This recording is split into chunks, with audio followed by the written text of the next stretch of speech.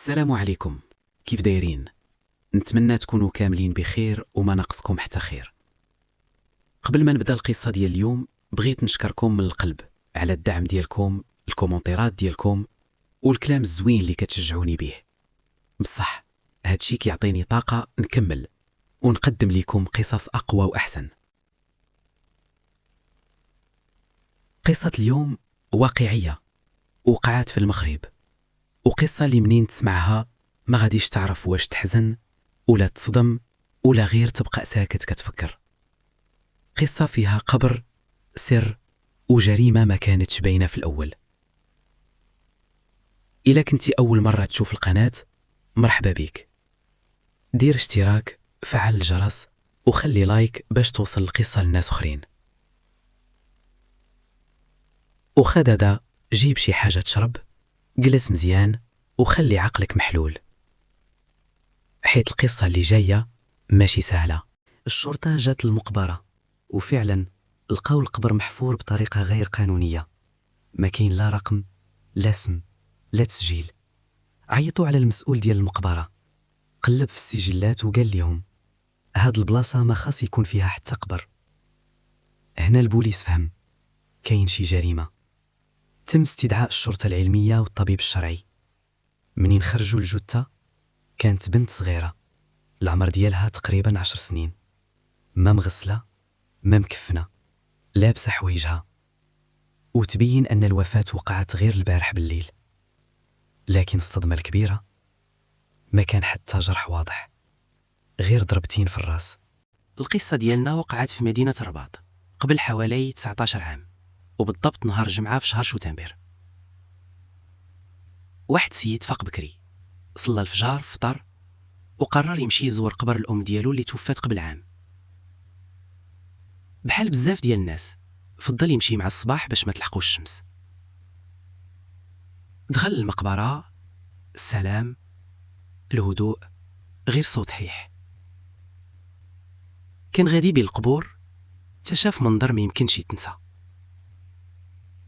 قبر مفتوح جزئيا، تراب محيد والحفرة باينة. السيد تخلع، قلبو طاح وبدا يقول أعوذ بالله، شنو هادشي؟ جا في بالو باللي شي واحد نبش القبر ولا شي عمل شيطاني. خرج من المقبرة وهو كيجري وما هضرت حتى مع شي واحد، مشى نيشان للبوليس. حولوا القبر، لقاو قنينة ديال الشراب، آلة موسيقية، آثار ديال بزاف ديال الرجلين، والتراب كان مقلوب مرتين. يعني البنت دفنات وتعاود خرجت وتعاود تردمات. البوليس بدا يشك في واحد الشخص معروف في المقبرة، شاب كيبقى دايما تما، كيسقي القبور وكيطلب الصدقات. اسمو كان كيدور بين الناس، ولد الداودي، مشرد، عنده سوابق وكيبات في المقبرة. واحد السيد كبير في العمر جا عند البوليس وقال لهم راه شفت شي واحد كيحفر في المقبرة في الليل. وصفوا بدقة، وكان هو ولد الداودي. من تما بدا البحث الحقيقي. تم إلقاء القبر على ولد داودي. في الأول نفى، من بعد قال أنا غادي نقول كل شيء.